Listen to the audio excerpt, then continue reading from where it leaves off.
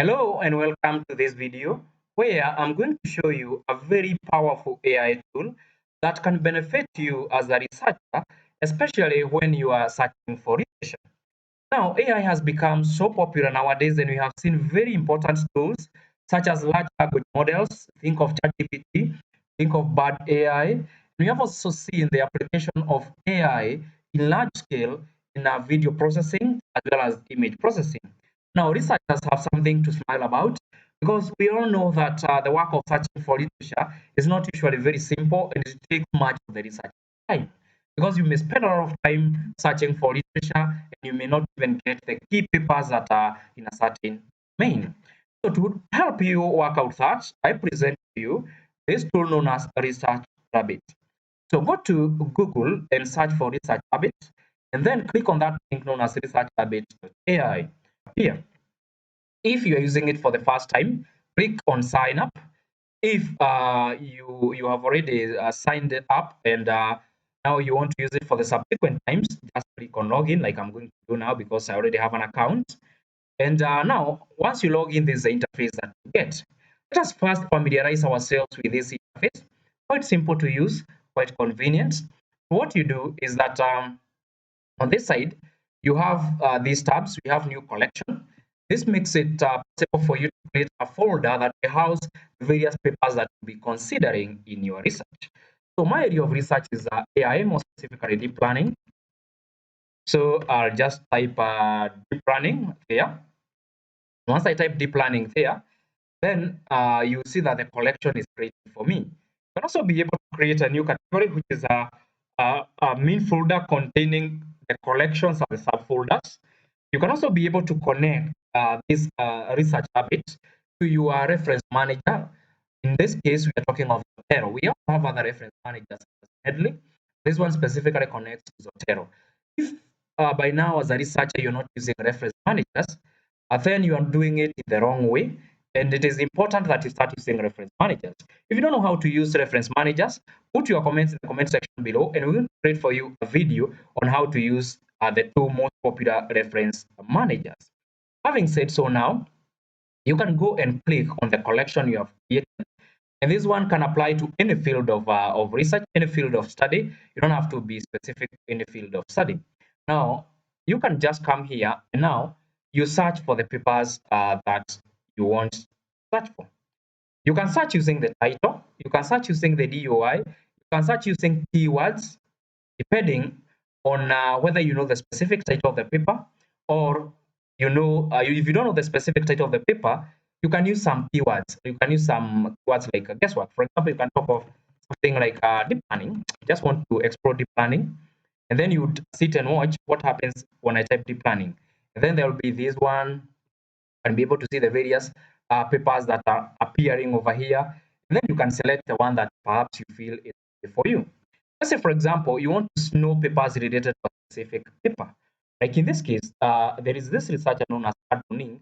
I want to know papers that are related to this specific paper, which is large-scale distributed deep networks. So I'll come here and I'll type large-scale distributed deep networks. So it will search for me, and you can be able to see the paper has appeared. So I'll click here, add the paper to the collection, and you'll see that it is added. Make sure that this green pop-up appears telling you that you have added something to your collection. So you have seen that you can be able to search using either the specific topic for a paper or even using a keyword or even using an author's name. You can be able to do either of those. So once you have added the paper, it will appear here in your collection. Once you click on it, several things will happen. Over here, you're going to get a summary of that particular paper, which is basically the abstract of the paper that you have added or the article that you have added. Then, in some cases, depending on whether the paper is available in PDF format or not, you can be able to download the PDF directly here. Now, once you have done that, this is the most important section of this particular video, because what you have on this side is that you have something known as similar work, you have all references, you have all citations, and you even have an option to explore other people that are somehow closely related to this work. Now, we'll start with similar work.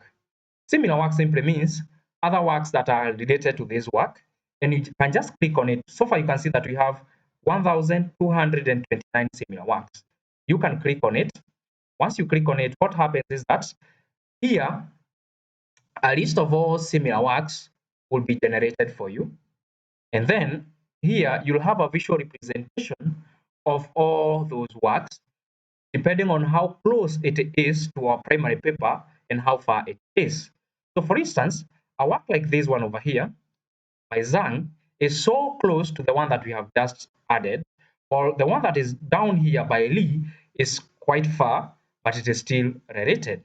Now you can be able to navigate through. You can also see here you have all these other related works. You can click on each one of them and even navigate further and see how the tree branches further. Like for instance, if I click on this one, see it over there, it gives me 757 other related works that are related to it. So I can be able to continue narrowing down until I get all the papers that I desire for my work. Now, in this case, I'm not interested in those other 737. I'm focusing on my one paper over here. So I'm going to close this one, and I'm left now with my similar related work over here. So what else do we have? You can be able to see all citations. Why is all citations necessary? Forget about all references for now, but let us focus on all citations. All citations simply means that these are the papers that have cited the paper that you have added.